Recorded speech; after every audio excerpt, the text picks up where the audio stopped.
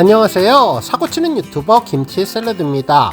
별빛 여러분, 꽃피는 봄 3월이 되었네요. 올해 3월은 정말 여러가지로 의미있는 시간이 될 것 같은데요. 뭐니뭐니 해도 임영임의 고향 콘서트가 9월로 예정되면서 기대감이 높아지는 한 달이 될 것 같고, 임영임도 차근차근 스타디움 콘서트를 위해서 준비하는 달이 될 것 같다는 생각도 들었습니다. 한편 임영임 공식 팬카페 영웅시대에는 3월을 맞아 월페이퍼를 공개했죠. 임영임이 시즌 그리팅 사진으로 연분홍색 한복을 입고 꽃꽂이를 하는 모습이었는데 싱그러운 봄날의 느낌을 제대로 느낄 수 있었습니다. 특히나 함께 전해진 달력에는 3월 14일 미스터트롯 진이라는 표기도 되어 있는데 벌써 6년 전 임영임이 미스터트롯의 진으로 등극된 그날의 떨림도 계속 느낄 수 있었네요. 한편 달력에는 없지만 지난 2021년 3월 9일에는 임영임의 별빛 같은 나의 사랑아가 발매된 날인데 앞으로 팬들이 기다리던 임영임의 싱글 앨범에 대한 소식도 3월에 전해지면 좋겠다는 바람 가져봅니다. 앞으로 한 달 동안 과연 임영임에게는 어떤 새로운 일들이 있을지 궁금한데요. 다양한 특별한 이벤트 소식으로 3월을 풍성하게 채워주면 좋겠습니다. 한편 오늘 3월 1일은 3.1절이기도 하고 우리 영웅시대 팬들에게는 더욱 특별한 날이기도 한데요. 지금으로부터 딱 3년 전에는 임영임의 콘서트 영화인 I am hero the final이 개봉한 날이었죠.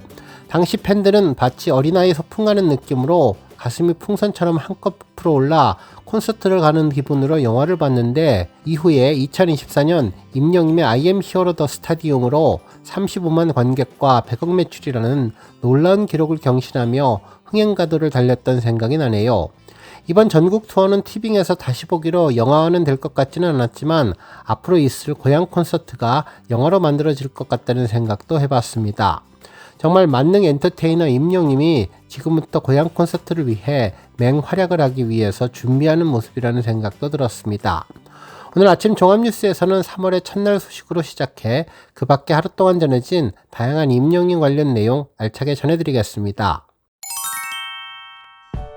첫 번째 뉴스는 리턴즈 소식입니다. 별빛 여러분, 임영임이 구단주 겸 선수로 뛰고 있는 리턴즈 구단의 공식 유튜브 채널이죠. 리턴즈 스튜디오의 반가운 영상이 전해졌는데요. 로드 투 레거시의 두 번째 에피소드인 원주의 벽 소식이었습니다. 영상은 역시 임영임의 멋진 내레이션으로 시작했는데 지난주에 예고했던 것처럼 원주로 연정 경기를 떠나는 내용이었죠. 원주로 떠나기 전 리턴즈는 최종 훈련을 했는데요. 추운 겨울 날씨에도 임영임은 롱파카를 입고 팀원들과 함께 열심히 운동해 주었습니다. 특히 이번 훈련은 원주 원정을 앞두고 팀 조직력과 태적적인 부분을 키우는 데 목적을 두었기에 날씨가 많이 추웠는데도 선수들이 잘 집중해서 마무리가 된 것 같다며 내년 시즌을 위해 원팀이 되어야 한다는 파이팅도 전했습니다. 드디어 원주 원정 경기 날이 밝았는데요. 임영임이 단체 버스를 타는 장소에 도착하는 장면으로 시작했습니다. 자동차에 내리며 멋진 모습을 보여주었는데 검은색 뿔테 안경을 착용한 모습이었죠. 머리는 풍성하게 아주 귀여운 모습이었는데요. 손으로 살짝 안경을 올리면서 슬램덩크라는 만화 이야기를 했습니다. 그 만화 속 캐릭터인 안경 선배의 이야기를 하며 자신이 비슷한 모습이라고 전했는데요. 슬램덩크 안경 선배는 머리가 좋은 인텔리한 농구 선수였는데 이번에 임영임도 비슷한 컨셉으로 안경을 쓰고 나왔다고 전했습니다.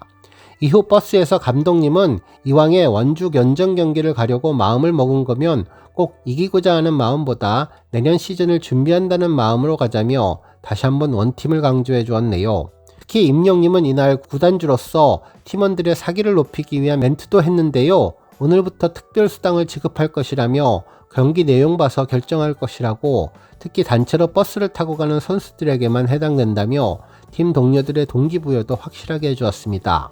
한편 버스를 타지 않고 직접 개인적으로 운전을 해서 가는 선수들도 있었는데 수호 커플도 이날의 주인공이었습니다.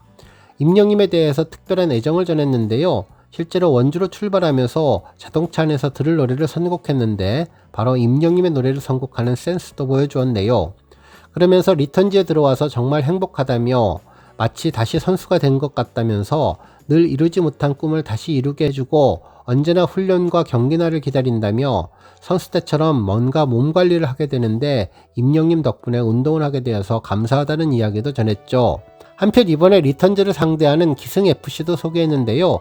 원주에서 40년 된 전통이 있는 축구팀이라며 K6에서 이번에 우승을 하고 K5로 올라가 이제 K5 시즌을 앞두고 있는 팀이라며 실력이 대단하다고 전했습니다. 한편 원주로 가는 동안 임영님은 버스 유리창에 손가락으로 리턴즈 팀을 상징하는 영어 알파벳도 그리면서 낭만을 즐겼는데요. 팀 동료들을 살뜰히 챙기는 모습이 역시 구단주답다는 생각도 들었습니다.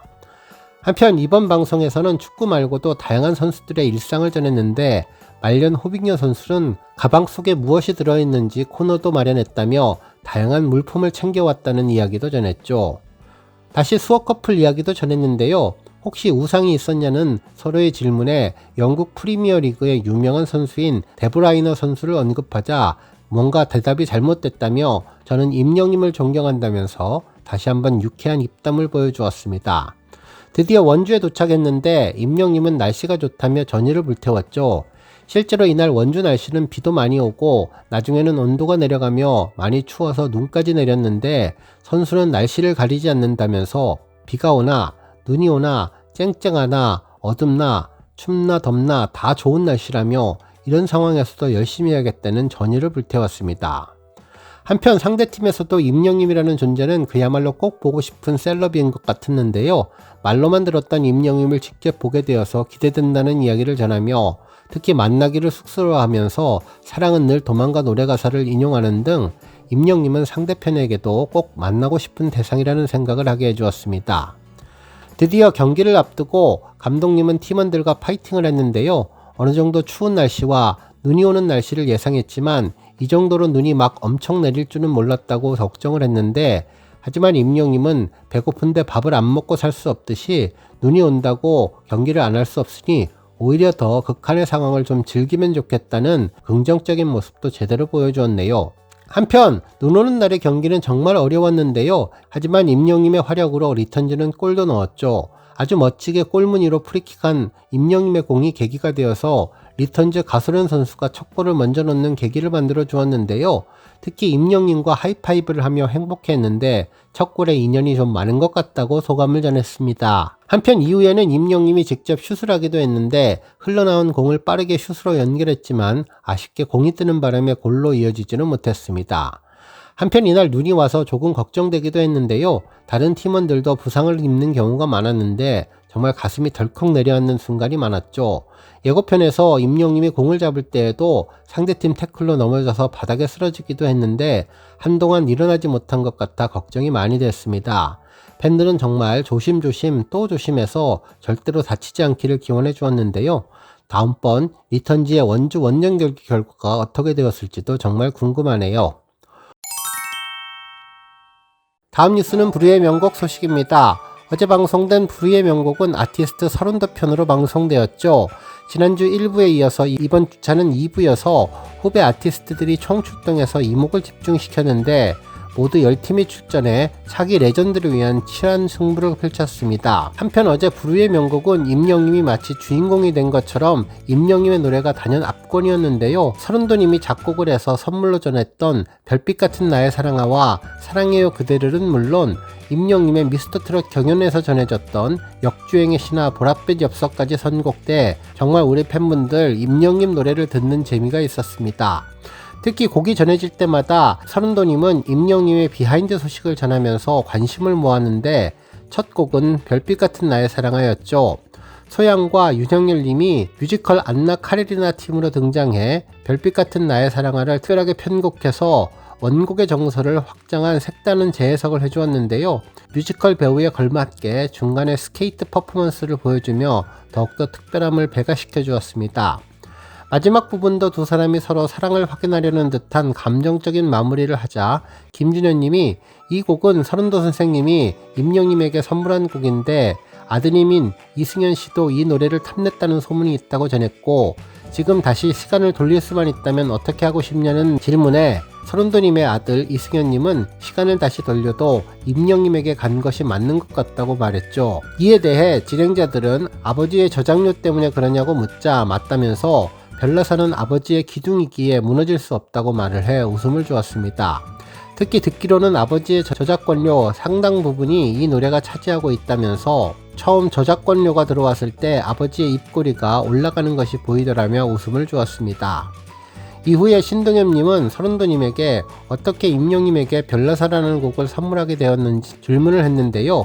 오디션 프로그램에 나갔을 때 임영님이 보랏빛 엽서를 불러서 센세이션을 일으켰다고 고맙고 해서 곡을 선물했다고 전했습니다. 한편 곡을 만들 때 옆에서 아들이 듣고 있다가 이 곡을 자신에게 달라고 해서 이거는 임자가 있다, 안 된다 그랬다며 그때부터 아들이 삐져서 저에게는 곡 달라는 소리는 안 했다고 웃음을 주었네요.